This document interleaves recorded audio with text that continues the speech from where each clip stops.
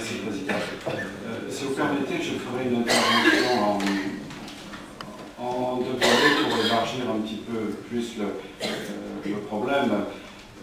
Ce que je vous ai dit l'autre jour, c'est que j'ai longtemps siégé à la conférence sanitaire de ce territoire, présidée par Mme Miloud, qui est un organisme consultatif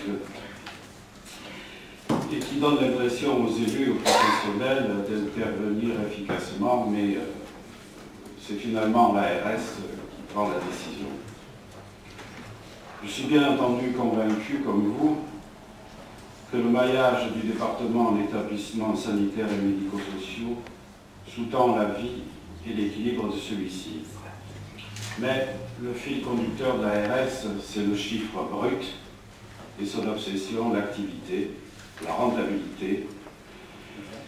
Pour l'ARS, on l'a bien vu, sauf votre dernière réunion, le président, ils sont peut-être mis un peu de haut dans l'envers.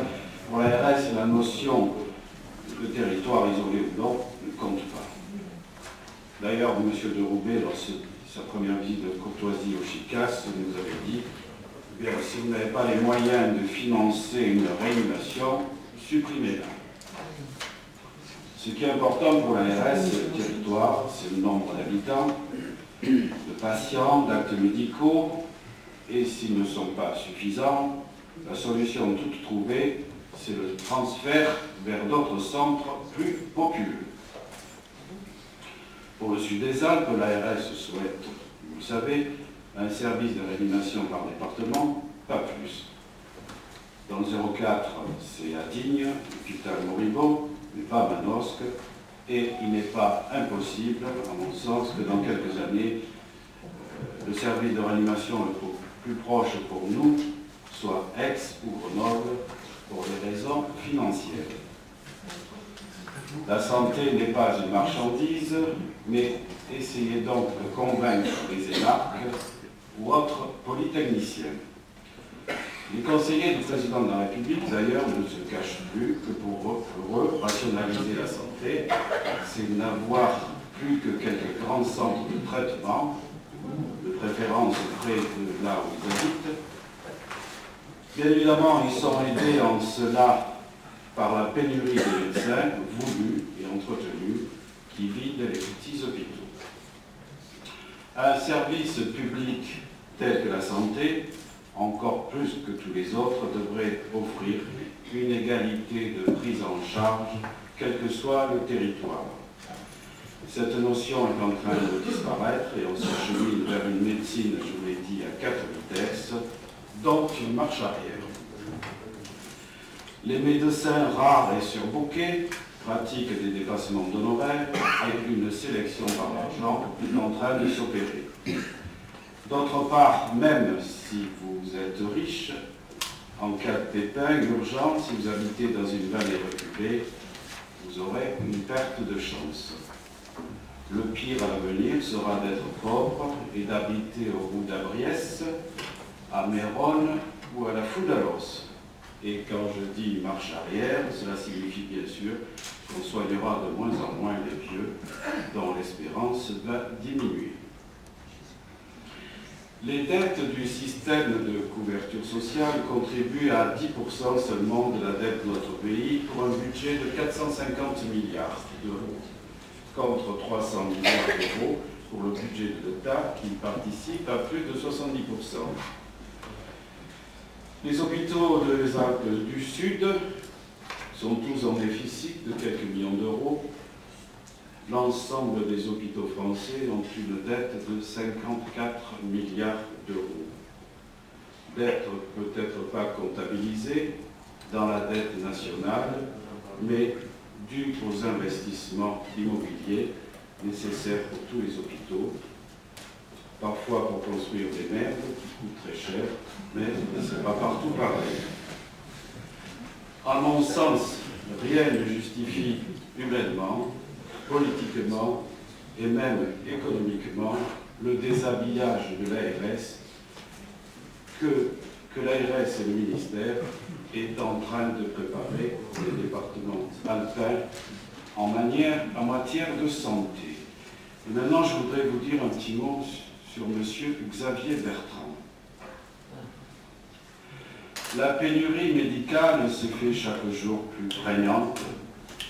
2 chirurgiens vont quitter le CHICAS, je ne sais pas si on va les remplacer. 45%, voire 50% de nos praticiens pourront terminer leur carrière dans 8-10 ans, soit 80 000 médecins qui s'ajouteront aux 20 000 manquants actuellement, dont 1 000 postes vacants dans les hôpitaux. Ils seront remplacés par 70 000 étudiants qui arriveront au terme de leur cursus universitaire. Calcul différentiel, 30 000 ou 40 médecins en moins en 2020, alors que la population à soigner n'aura pas diminué. Xavier Bertrand s'en est aperçu. Et s'est dit que pour avoir des médecins, il ne suffisait pas de créer les très chères maisons de santé, il fallait former des médecins en plus grand nombre. Car on a vécu longtemps avec 3 idées fausses, que les dépenses de santé sont proportionnelles au nombre de médecins, une grave erreur, qu'il manque surtout des généralistes, en fait, à quelques exceptions près, toutes les spécialités médicales sont touchées par la pénurie, que les médecins sont agglutinés dans certaines zones et qu'il faudrait des carottes à nord, voire des bâtons pour les en déloger. Le récent rapport démographique de l'Ordre national des médecins vient de montrer que toutes les régions et tous les départements sont maintenant touchés par la pénurie. M. Bertrand s'est donc dit qu'il fallait augmenter le numerus clausus. Jusque-là, tout va bien.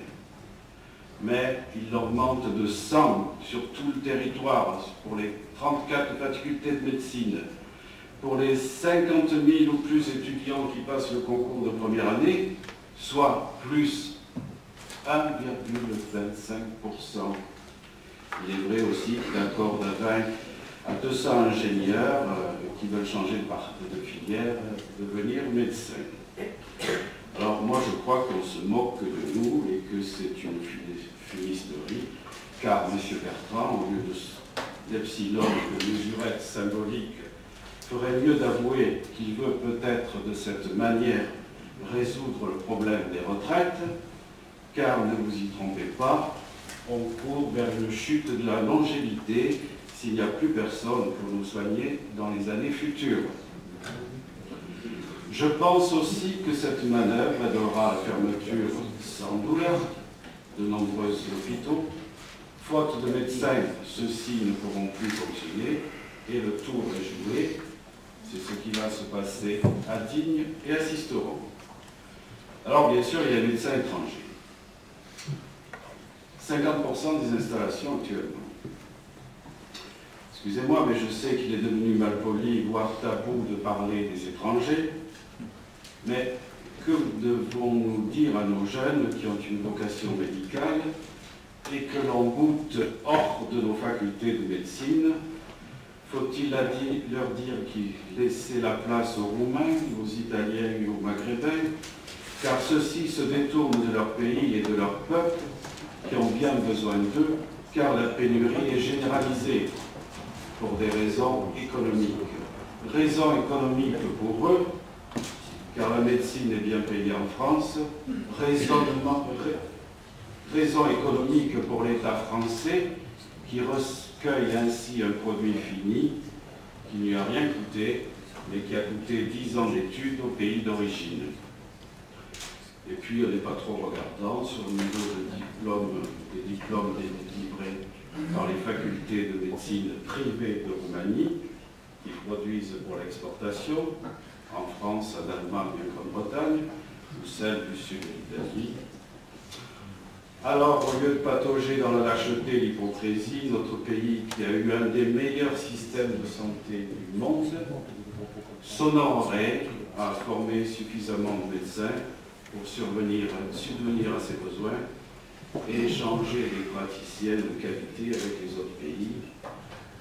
Ne pas piquer les médecins au pays qui en ont besoin, mais ne pas renvoyer certains de nos jeunes à la faculté, peut-être pour se retrouver au chômage, serait, me semble-t-il, une autre politique.